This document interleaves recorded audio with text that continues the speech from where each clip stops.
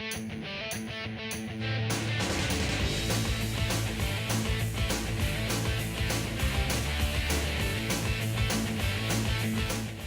right, we're back. We're going to talk about Wade Redden next. And of course, recently signing with the St. Louis Blues, given an opportunity, a great chance for him to kind of redeem himself. Not only that, but play for a Stanley Cup contender too.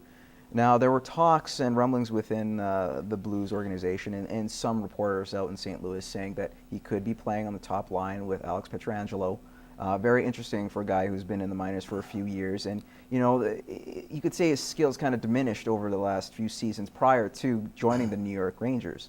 Or at least that season prior to the New York Rangers. But your guys' thoughts? I know you've played with him on your rec hockey team, so you got a little bit of insight on Wade. Can you tell us a little bit more? Yeah, he had a conditioning stint with the Hillman Wranglers.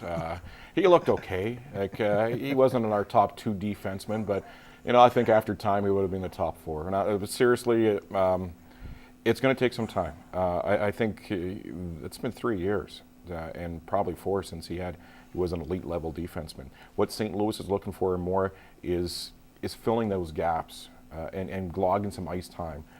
Being a top 4, being a top 6 defenseman, probably more top 6 defenseman on a very good St. Louis team. Don't fool you. St. Louis could go very deep in the playoffs, could be in the final. They're solid. They're solid throughout. And if you look at the West, it's anybody's game right now. Minnesota looks strong with all the moves they made. Vancouver, who knows after their start. But yeah, I like Minnesota. I like the way that St. Louis looks, and I think Wade's going to be a big contributor to them in the playoffs. At least it's a good fit for him because then he doesn't have to be thrown into a position like a trial by fire. Exactly, where he has to perform. In this case, he could be more of a mentor, and that guy, like you said, could log those minutes. Veteran presence in the dressing room, leadership. The guy's played 14 years in the NHL. They don't expect him to come in and crack their top 4 defensemen. They want third-line defense, leadership in the dressing room, veteran presence. Come playoff time is when he's going to show his value to the St. Louis Blues. All right. NHL, or we'll talk about the Vancouver Canucks first off. Going with Corey Schneider as their guy. Not so much talk about him. It was all about Roberto Luongo. When is he going to go? Where is he going to go? You're going to get something in return for him, like a Bozak that was rumored with the Leafs. They've kept him.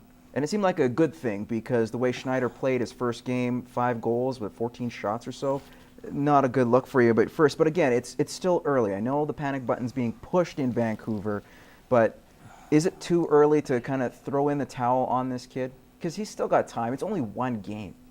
Yeah, the only thing is it's a shortened schedule, and we talked before that if you go on a slump, if you go on a 4, 5, 6 game slump, you're playing catch up, and all of a sudden you're looking, you're 6 points back of where you want to be. Yeah, it's only 1 game for Schneider. The thing more than anything is I don't think they're going to get rid of Schneider. It's more or less they're going to keep Bobby Lou for a while now because he's an insurance policy. So if Schneider is in a slump and he can't get out of it, at least you have Bobby Lou. If Schneider is in a slump and you get rid of Bobby Lou, who goes in his place? That's the question in Vancouver right now. I think it was just opening night jitters. First night as a starting goalie, I think Schneider is a good NHL goalie, and I don't think you're going to see him slump for long. Honestly, I think he'll probably start the next game. You'll see a much better performance out of him. And I do think they need to get rid of Luongo because they need some second-line help. Kessler's hurt. David Booth is hurt. Yeah. They need some help up front big time. So I think right now, I wouldn't be surprised to see Luongo gone this week. Because if you look at it, after the IKEA twins there, the Sundin twins, you don't have much second or third line. Sorry for that joke. But really, you don't have much for second or third scoring in Vancouver because after the Sundins, it doesn't look very strong. Thin. Yes. I'll talk about the NHL, and it seems like, at least with the shortened season, there's a new lease on life for a lot of guys. Alex Kovalev played very well with Florida there.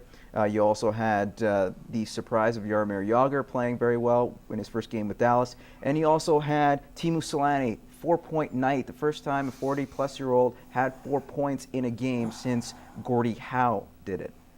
What can you say? Do you feel like a shortened season like this gives these guys a new lease on life? Well, I think if you're 40-plus years old, I'm 40-plus years old, and if somebody told you, okay, I want you to run 4 blocks, then all of a sudden, well, okay, instead of just running 4 blocks, run 2 blocks. So instead of having an 80-game schedule, you have a 48-game schedule. It doesn't look that bad. I think the first 10, 12 games, you're going to see those guys do well. But don't forget, they're playing every second night as well. Yeah. So also in that 48-game schedule, by the time you get to game 30, some of those guys are going to start wearing down, I think, and you're going to either see someone get injured or their point production is going to drop off hugely. And when you're 40-plus years old, those nagging injuries can come up and creep up on you. I know Timo's got a bad back. Jagger's got hip problems. Eventually, Kovalev has a heart problem. No. doesn't have one. Yeah. Or a wrist problem to some. Yes, Depending yes. on what. Yeah. If you kind of lightly tap them on the Yeah. on the wrist there. But thanks a lot, guys. We're great. We're going to take another quick commercial break. We'll be back with Over Under next.